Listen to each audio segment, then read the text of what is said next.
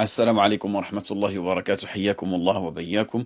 Aujourd'hui, je veux bénir qu'on parle calmement, simplement, d'un sujet qui à chaque Ramadan et à chaque Eid revient et crée de la confusion. Ce fameux calcul astronomique.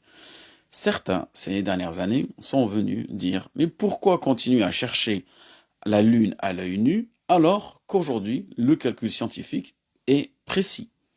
Ils te disent même, l'œil peut se tromper alors que le calcul, lui, ne se trompe pas. Mais attention, derrière ces belles phrases se cache en réalité une bid'a, une innovation qui a semé le doute et la division dans la communauté musulmane. Et ce doute est grave, mes frères et sœurs, car ce qu'il sous-entend, c'est que le jeûne du prophète sallallahu alayhi wa sallam et des compagnons, qui était basé sur la vision oculaire du croissant, n'était pas fiable. Que faut-il comprendre? Que le prophète sallallahu alayhi wa sallam s'est trompé? Que les compagnons se sont trompés pendant plus de 1400 ans? Est-ce que la Oumma n'a su ni jeûner, ni rompre le jeûne, ni même se tenir à Arafat jusqu'à ce que le calcul arrive?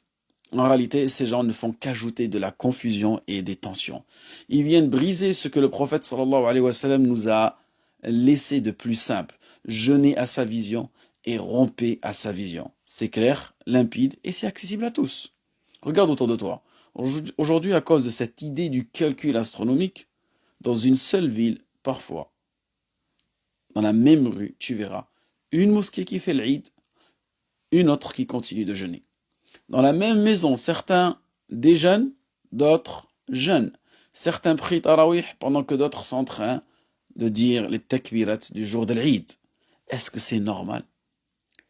Est-ce que c'est ça l'union de la communauté? Et pourtant, cette division n'existait pas il y a encore quelques décennies.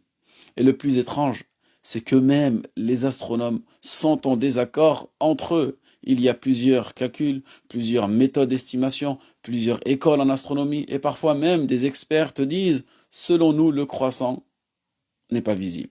Puis des témoins justes viennent et le voient de leurs propres yeux. Subhanallah. Pourquoi voulez-vous que l'on rejette ces témoins? Pourquoi rendre difficile ce qu'Allah subhanahu wa ta'ala a voulu simple? Allah n'a pas dit jeûner selon le calcul, mais bien jeûner à sa vision, cette vision oculaire. Et ce que le prophète sallallahu alayhi wa sallam nous a laissé, ce n'est pas de la complication, c'est la saine nature. Al-Fitra, on revient à ce qu'il y a de plus simple. C'est un message clair, facile, adapté aux savants, comme à la personne du désert, comme au berger, comme à la grand-mère dans son village. Allah n'a pas attaché les obligations de l'islam à des outils d'astronomie que tout le monde ne maîtrise pas. Alors pourquoi chercher à compliquer? Pourquoi imposer aux musulmans des règles qui divisent les familles, les quartiers et les mosquées? Pourquoi préférer le doute